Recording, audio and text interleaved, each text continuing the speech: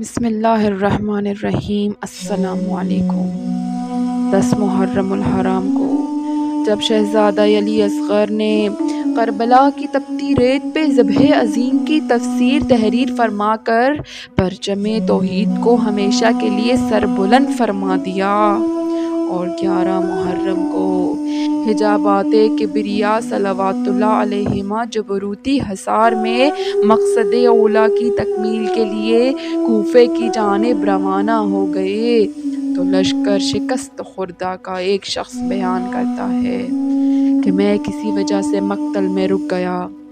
جب شام کا وقت ہوا تو میدان کربلا سے اذان کی آواز بلند ہونے لگی، تو میں اس آواز کی جانب چل پڑا۔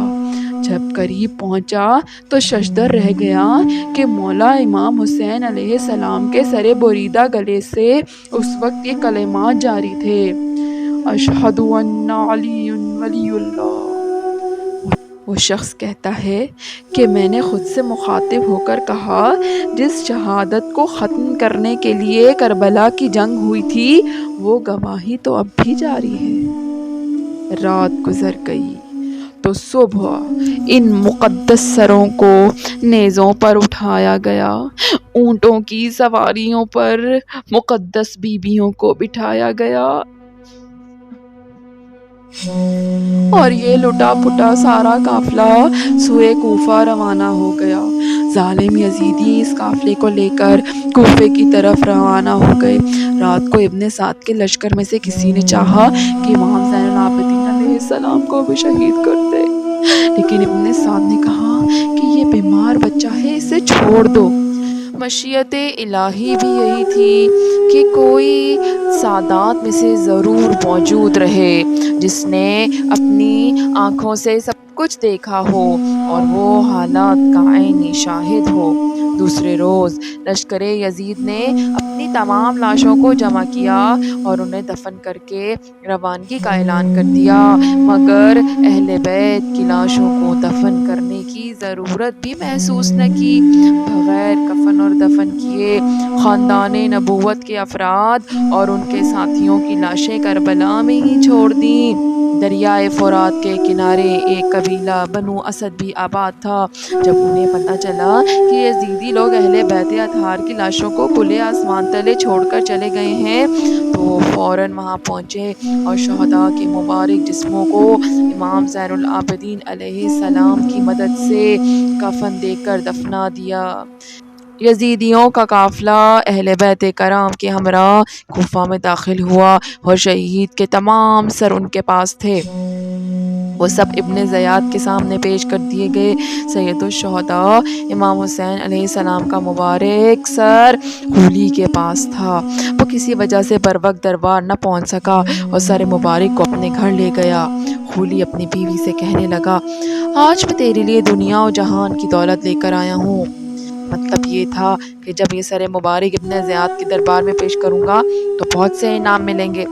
سنگ دل خولی لمبی تان کر سو گیا، مگر اس کی بیوی سر مبارک کے سامنے بیٹھ گئی اور ساری رات رو رو کر گزار دی۔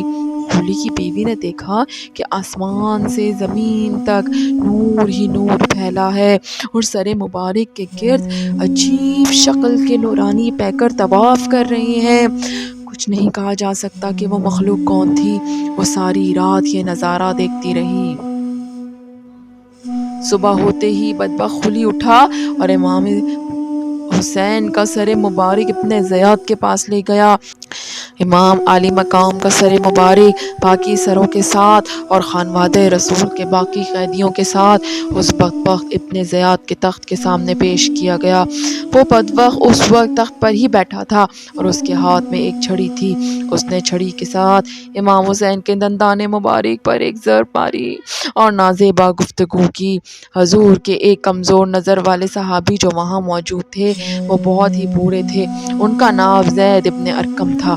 ابن زیاد کی چھڑی جب حضرت امام حسین کے لبوں پر دیکھی تو چیخ اٹھے اور کہا، کچھ تو حیا کر، خدا کی قسم میں نے اپنی آنکھوں سے رسول اللہ کے لبوں کو ان لبوں کو چومتے ہوئے دیکھا ہے۔ ابن زیاد کہنے لگا، اے زید، اگر تم بوڑھے نہ ہوتے تو تمہاری گردن بھی میں ابھی اتروا دیتا۔ ابن زیاد نے اس سب کے بعد یزید کی خوشنودی کے لیے امام حسین کا سر انور اور دیگر سروں کو جلوس کے ساتھ اور خانوادہ رسول کی پاک بیبیوں کے ساتھ یزید کی طرف دمشق روانہ کر دیا۔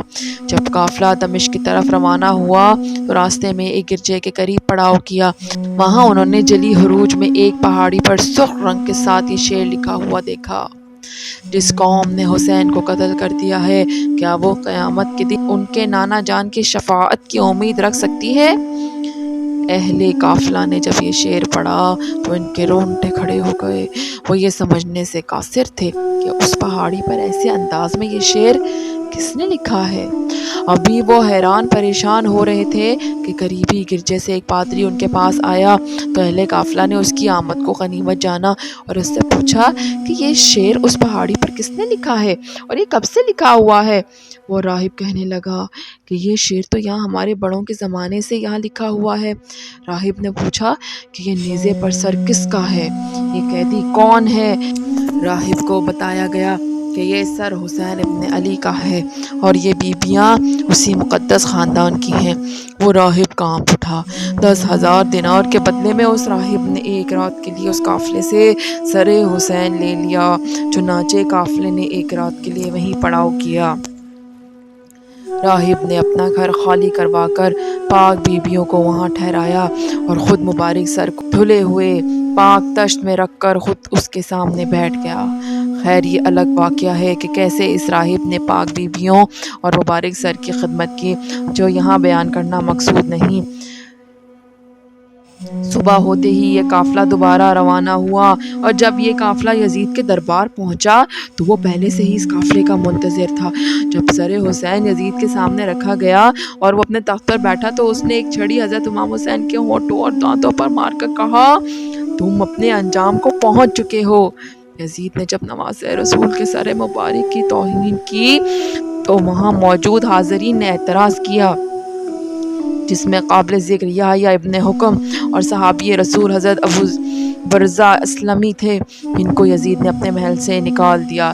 اس کے بعد دختر سیدہ کائنات حضرت زینب نے ایک تاریخ ساز خطبہ یزید کے سامنے پیش کیا، جس سے وہاں موجود لوگوں کے دل لرز اٹھے۔ یزید جب پشیمان ہوا تو اس نے قافلے کو قید میں ڈال دیا۔ قید سے رہائی کے بعد یہ قافلہ جب مدینہ پہنچا تو وہاں کے لوگوں نے چیخ و پکار کی۔ ناظرین گرامی، سید الشہداء کے مبارک سر کے بارے میں 5 روایات ملتی ہیں کہ وہ کہاں اور کس نے دفن کیا۔ سب سے پہلی روایت علامہ قرطبی اور شاہ محدث دہلوی سے یہ ہے کہ یزید نے اسیران کربلا اور سر انور کو مدینہ بھیجا، جہاں پر امام زین العابدین علیہ السلام نے سر مبارک کو حضرت حسن یا حضرت سیدہ سلام اللہ علیہا کے پہلو میں دفن کر دیا۔ دوسری روایت میں ہے کہ ابو ریحان البرونی کہتے ہیں کہ اسیران کربلا نے 40 روز کے بعد کربلا واپس آ کر سر مبارک کو جسد مبارک کے ساتھ ملا کر دفن کیا۔ تیسری روایت یہ ہے کہ یزید کے حکم پر سر امام حسین کو ہر شہر میں لے جایا گیا۔ اسقلان پہنچا تو وہاں کے امیر نے اسے دفن کر دیا۔ چوتھی روایت یہ ہے کہ اسقلان میں جب فرنگیوں کی حکومت قائم ہوئی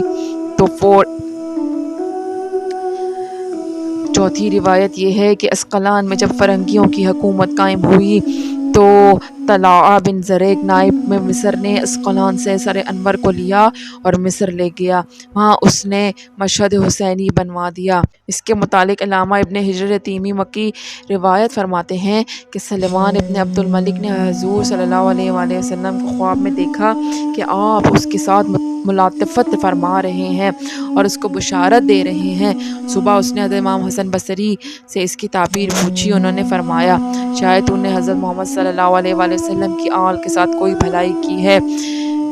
اس نے کہا: ہاں، مجھے ایک ہی بات یاد ہے، میں نے نواسۂ رسول حضرت امام حسین کے سر مبارک کو خزانہ یزید میں دیکھا تو میں نے ان کو 5 کپڑوں کا کفن پہنایا اور میں نے اپنے ساتھیوں کے ساتھ ان پر نماز جنازہ پڑھی اور انہیں قبر میں دفن کر دیا۔ سلیمان بن عبد الملک کے بعد اس کے جانشین عمر بن عبد العزیز نے سر مبارک کو نکالا اور کربلا جا کر خود جسد مبارک کے ساتھ دفن کر دیا۔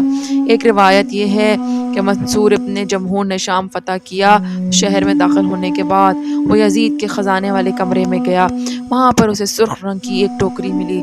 منصور نے اپنے غلام سے کہا کہ اس ٹوکری کو حفاظت سے رکھو کہ یہ بنی امیہ کے قیمتی خزانوں میں سے ایک خزانہ ہے۔ لیکن جب اس کو تھوڑے عرصے کے بعد کھولا تو دیکھا کہ اس میں امام حسین کا نورانی سر ہے جس سے عطر کی خوشبو آ رہی تھی۔ اس نے اپنے غلام کو حکم دیا کہ ایک کپڑا لائے۔ اس نے سر کو اس کپڑے سے ڈھانپ دیا اور سر مبارک کو دفن کر دیا۔